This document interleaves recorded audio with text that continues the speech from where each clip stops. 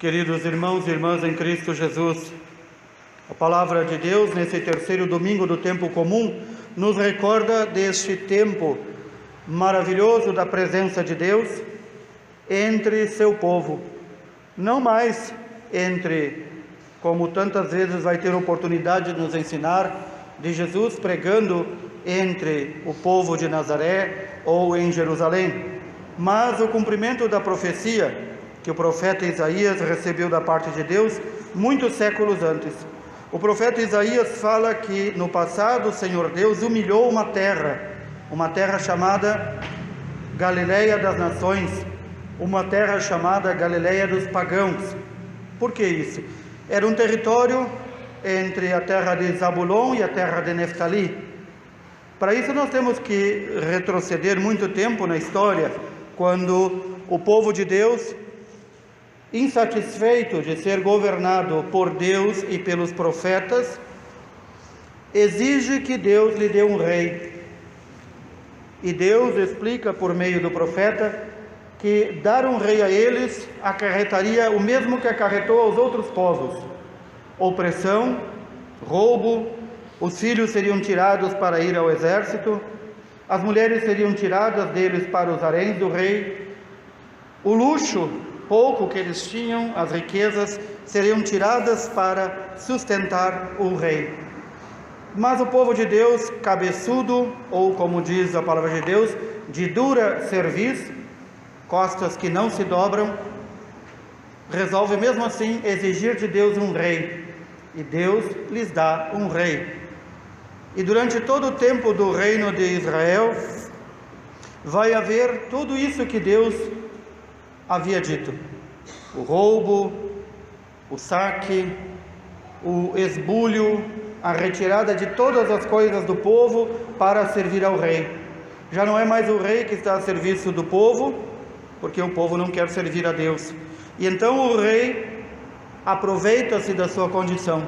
E com isso criam-se inimizades e brigas, e a terra de Israel e o povo de Israel, que até então não tinha um rei, e era governado apenas por Deus por meio dos profetas, acaba tendo não um rei, mas dois reinos. O povo acaba se dividindo. Começa aqui os partidarismos, as brigas, as lutas entre os próprios irmãos que levaram à morte. E neste trecho de terra entre Zabulon e Neftali, este povo foi o lugar por onde entrou muitas vezes o inimigo e o estrangeiro para saquear os reinos de Israel.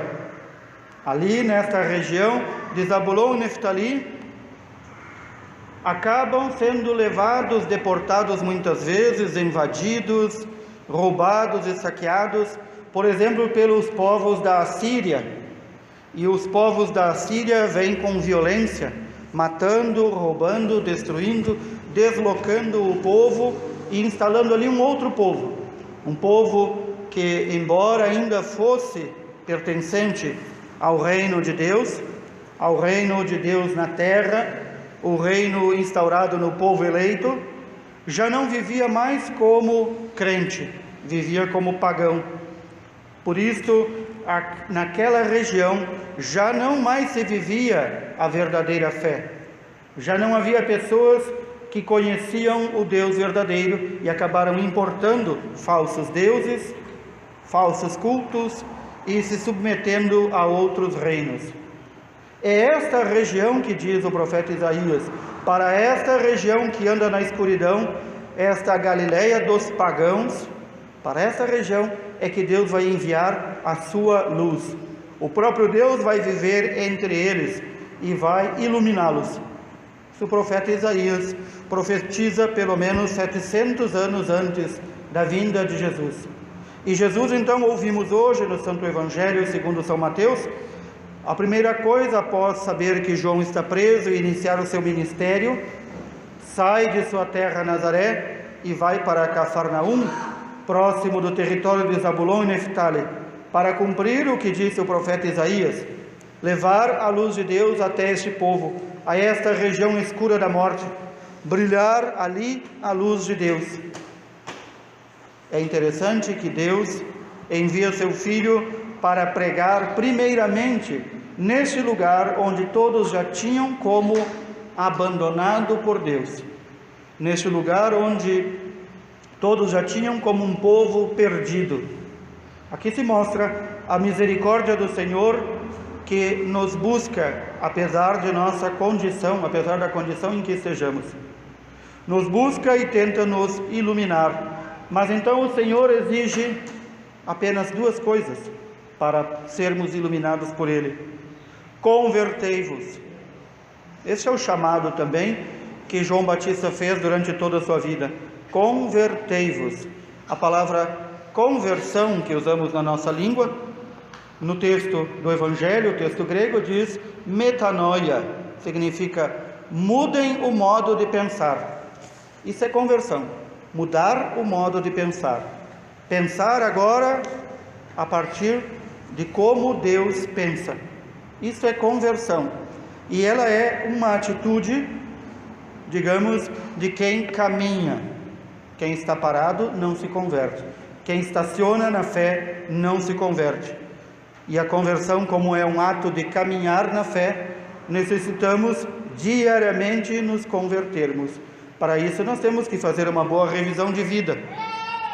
Logo mais teremos a Quaresma, mais um período que a Santa Mãe Igreja nos dá para pensarmos em como vai a nossa vida.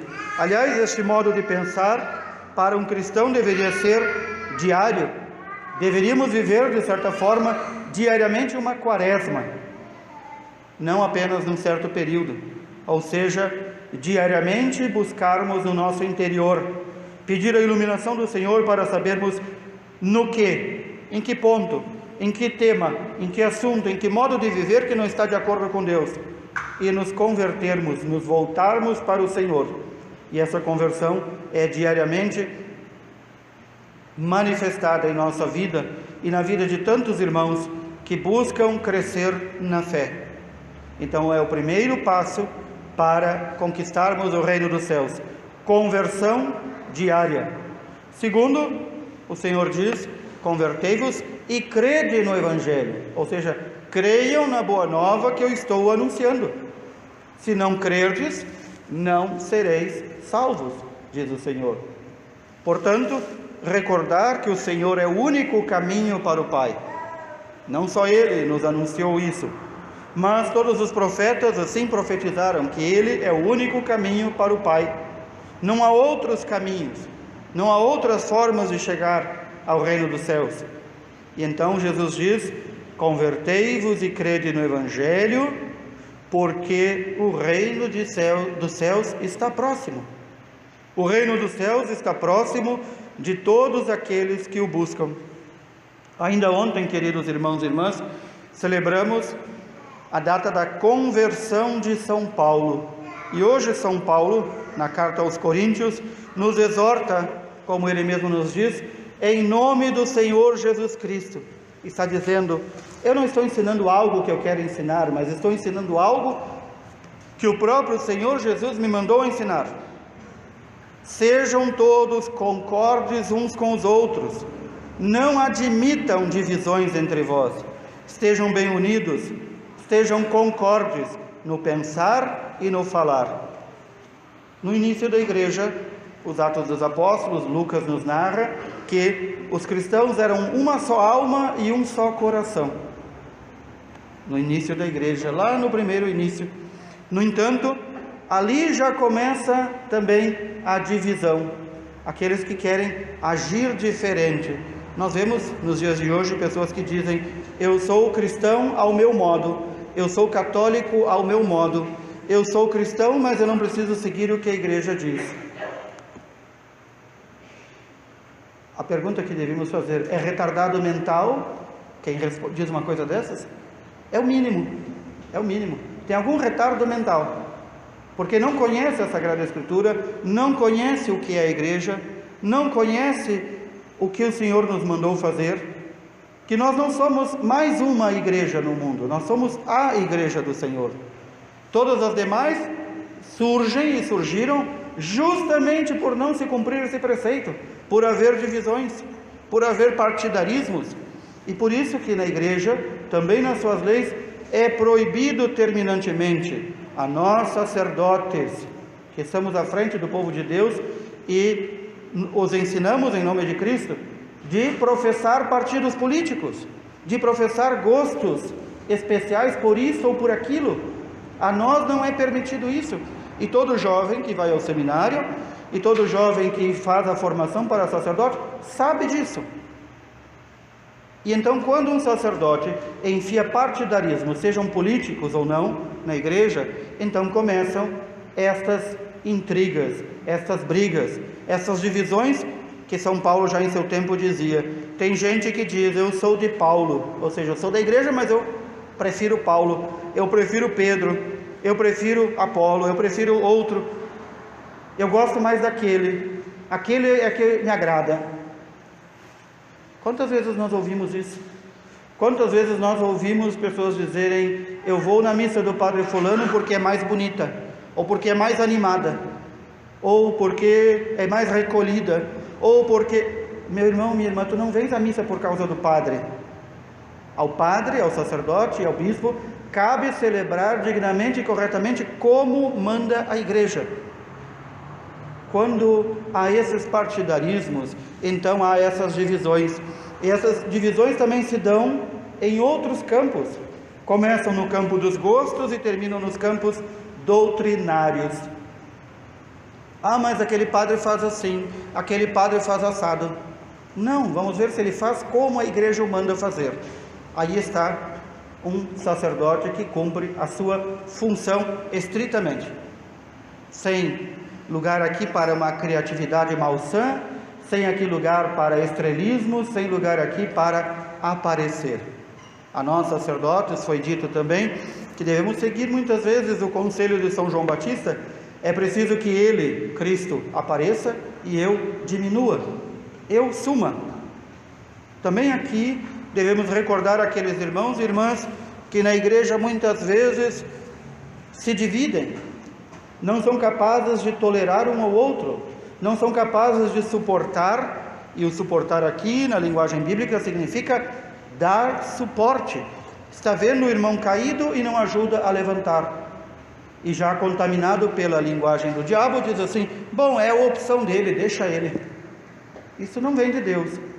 Por isso o demônio é dito pai da mentira, homicida desde o início, autor de toda a divisão.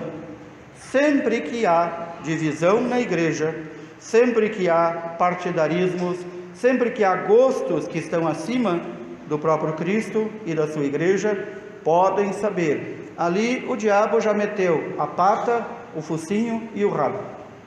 Tenham isso bem claro. Portanto, busquemos viver na unidade. São Paulo, repito que ontem celebramos a sua conversão. Ele nos diz claramente, na leitura do dia de ontem, ele nos dizia, narrava a sua vida. Eu, formado na escola do grande rabino Gamaliel, eu, um homem que conhecia leis, eu, um cidadão, não um cidadão de segunda classe, mas um doutor, um homem sábio, eu que perseguia e matava os cristãos, fui chamado para ser apóstolo. Aqui nós vemos de novo a misericórdia de Deus. Por que recordo das leituras do dia de ontem e desta festa tão importante da conversão de São Paulo? Porque São Paulo edificou em nome do Senhor muitas das primeiras comunidades.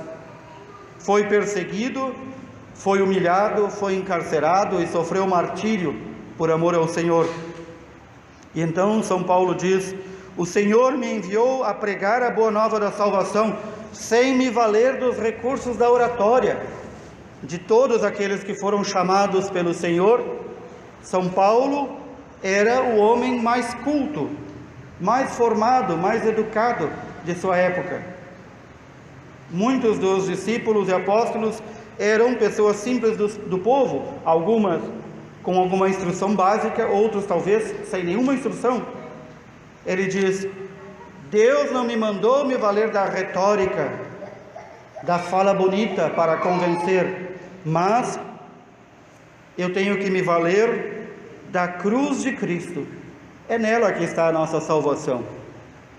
É na cruz de Cristo segundo esta mensagem de São Paulo, que nós encontramos o motivo também de vivermos unidos. O motivo de vivermos unidos é porque o Senhor se encarnou, padeceu,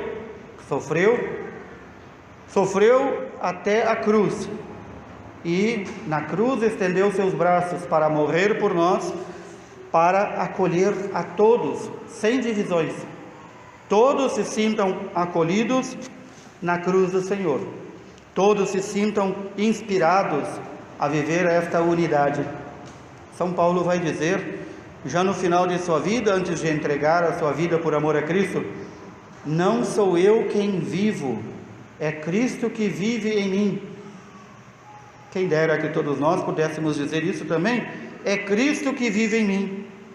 Voltar a este princípio básico para vivermos a fé: convertermos-nos ao Senhor, não convertermos-nos a nós mesmos, convertermos-nos ao Senhor, e então poderemos mudar de mente, mudar de pensar e agir, para agir e pensar e viver como o Senhor quer viver em nós, sem divisões, sem intrigas, sem brigas, concordes uns com os outros, concordes no pensar e no falar. Podemos dizer, no pensar, no falar, em todo agir. É Cristo que foi crucificado por amor a nós, e é por Ele que nós estamos aqui, neste dia em que a palavra de Deus se apresenta a nós como o Senhor que vem aos povos, até mesmo aqueles mais perdidos, como o da terra de Zabulon e Neftali. Recordemos o nosso país que ainda gosta de ostentar o título de país com o maior número de católicos do mundo. Será que temos esse título? Ou somos o país com o maior número de cristãos batizados que vivem como pagãos? A tarefa é imensa de buscarmos estes nossos irmãos que estão caídos pelo caminho, de não decretarmos, fugirmos da tentação de decretarmos que eles estão perdidos. Não estão perdidos. Para eles também quer brilhar a luz do Senhor, e em grande parte a luz do Senhor vai brilhar se primeiro brilhar na nossa vida, para que nós sejamos exemplo para eles. Que assim o Senhor nos mantenha no seu caminho, que o Senhor nos mantenha neste caminho constante de conversão, mudança de vida, e que o Senhor possa nos encontrar unidos quando Ele retornar. Louvado seja nosso Senhor Jesus Cristo.